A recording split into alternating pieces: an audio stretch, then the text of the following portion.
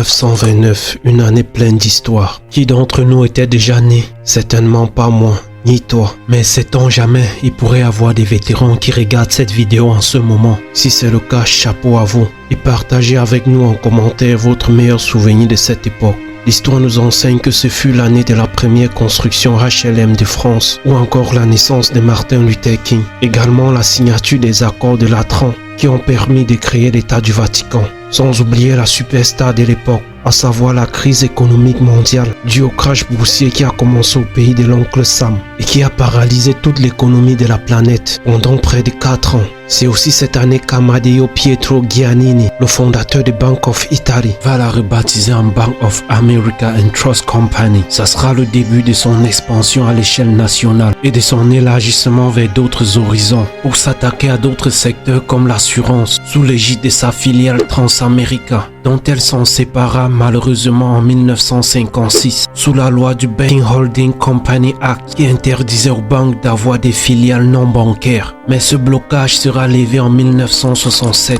et depuis lors, Bank America a fait un très long chemin, devenant ainsi la deuxième plus grande banque commerciale d'Amérique avec 1220 milliards de dollars d'actifs sous gestion, 208 000 employés, une multitude de produits allant du financement à l'assurance, en passant par la gestion d'actifs et des services financiers. La triste nouvelle est que cette ascension au panthéon de la finance mondiale est entachée de beaucoup de scandales et d'histoires rocambolesques comme nous allons voir dans cette vidéo.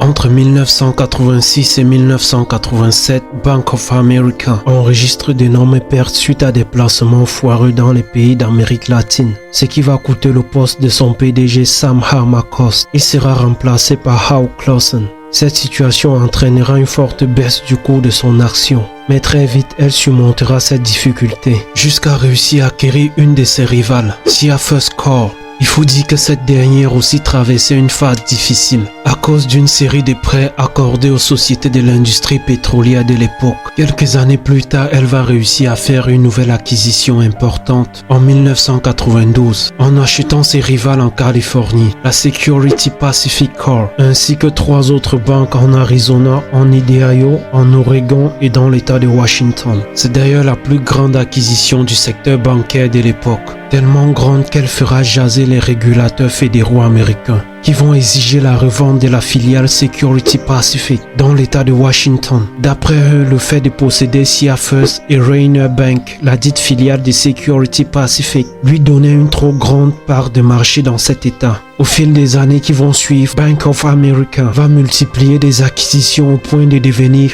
la plus grande banque de dépôt aux USA. Jusqu'en 1997, il faut dire que Bank of America est devenue aussi obèse qu'elle aiguise déjà l'appétit de ses concurrentes, soucieuse de ne pas se voir dépasser dans le game. En 1998, Bank America Corp va se faire absorber par National Bank Corporation, un autre mastodonte du secteur, pour la rondelette somme de 64,8 milliards de dollars. Cette opération reste à ce jour la plus grande du secteur bancaire. À l'issue de ce deal naîtra Bank of America. Et oui, bizarrement, le nouveau bébé conservera le nom de la société absorbée. Le siège du groupe restera à Charlotte, en Caroline du Nord, et elle maintiendra toujours ses engagements envers la charte 13044 qui fut accordée à Bank of Italy en 1927. Le nouvel ensemble constitue un poids lourd dans l'univers bancaire. Suite à la démission en 2001 du PDG Hugh Michael de l'époque, la politique hyper expansionniste du groupe va être ralentie pour mettre plus d'attention sur les performances financières sous la direction du nouveau PDG Ken Lewis. Mais en 2004, le groupe va vite reprendre ses anciennes habitudes et continuer à s'élargir en rachetant National City Corp. Son meilleur coup de la décennie sera le rachat de Merrill Lynch en 2008, comme quoi le malheur des uns fait le bonheur des autres. Une acquisition conclue pour une somme de 50 milliards de dollars, faisant de cette opération l'une des plus importantes de l'histoire des fusions-acquisitions. Avec ce deal, Bank of America consolide sa place de grande institution financière, avec une présence dans les domaines de l'investissement, de la gestion de patrimoine et du courtage en valeurs mobilières.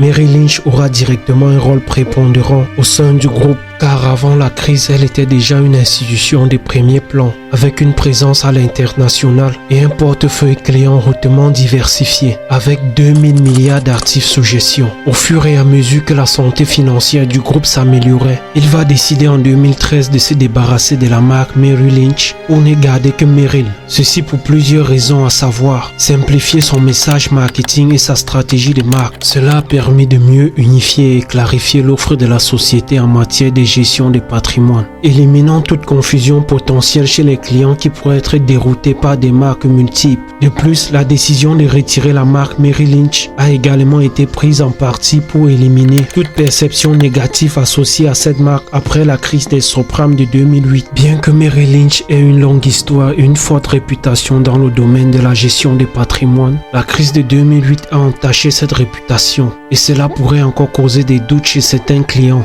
Également, la décision avait pour but de réduire les coûts marketing et de publicité de la société. Comme vous avez pu le voir depuis le début, grâce à sa stratégie expansionniste et aux compétences de ses différents managers, Bank of America a pu étendre son empire et a su résister aux multiples crises financières. Mais certaines de ses méthodes sont loin d'être louables. Quelle casserole traîne-t-elle ?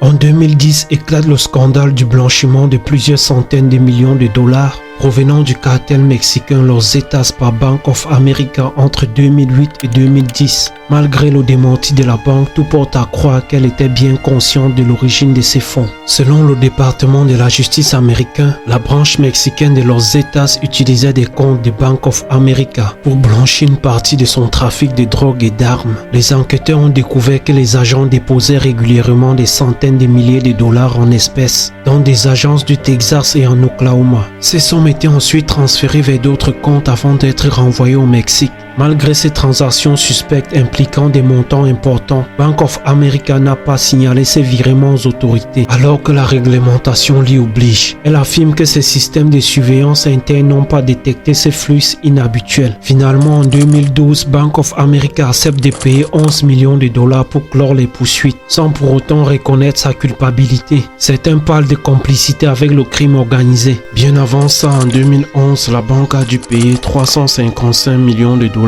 pour régler une action en justice l'accusant de discrimination raciale dans ses pratiques de prêts hypothécaires. Toujours la même année, la Consumer Financial Protection Bureau, en abrégé CFPB, l'a accusé de pratiques de recouvrement des dettes injustes, telles que la poursuite des dettes proscrites et la saisie de biens sans ordonnance de justice. Montant de la facture 727 millions de dollars. En 2013, Bank of America a été condamné à payer une amende de 205 millions de dollars pour avoir manipulé les taux d'intérêt de référence tels que le Libor. Toujours en 2013, dans un procès pour fraude dans la vente des titres adossés à des créances hypothécaires, la banque a dû payer une amende de 9,5 milliards de dollars pour avoir trompé les investisseurs, pour avoir vendu des produits financiers risqués sans informer les investisseurs de leur nature complexe. Bank of America s'est vu condamné à une amende de plus de 16 milliards de dollars par le ministère de la Justice en 2014. Toujours la même année, elle a dû débourser cette fois-ci 16,6 millions de dollars pour avoir violé les sanctions internationales en effectuant des transactions avec des pays interdits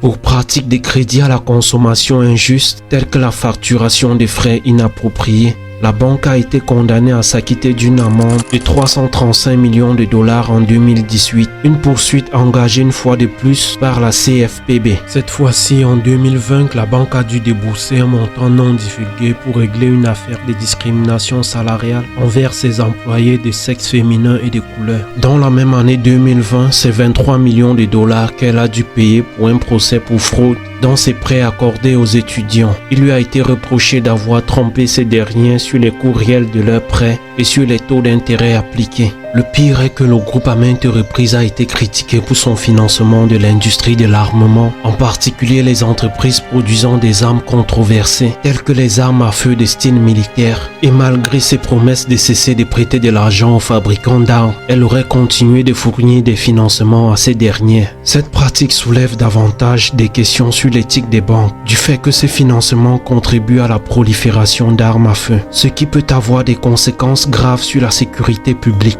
Ainsi, si nous faisons une somme des montants versés dans les tribunaux entre 2008 et 2020, Bank of America aurait dépensé selon S&P Global Market Intelligence pas moins de 80 milliards de dollars. On pourrait avoir des frissons et de la compassion pour elle, n'est-ce pas? Mais ça serait ignorer la hauteur des préjudices causés aux victimes, qui est bien plus supérieure que ce montant. Si l'on s'appesantit juste sur les prêts immobiliers prédateurs qu'elle a accordés à ses clients, ils ont eu leur part de rôle dans le déclenchement de la crise immobilière de 2008 et on connaît tous les conséquences qui ont suivi. Il faut avouer que depuis ces multiples controverses, elle a pris plusieurs mesures pour tenter de redorer son image auprès des investisseurs et des clients, comme l'investissement dans les énergies renouvelables. En 2015, lors de son assemblée générale, elle a annoncé qu'elle réduirait ses prêts aux compagnies d'extraction de charbon et depuis lors, elle a bel et bien tenu sa parole. Elle qui était vue comme la plus résistante des banques d'investissement américaines a modifié sa position sur le charbon.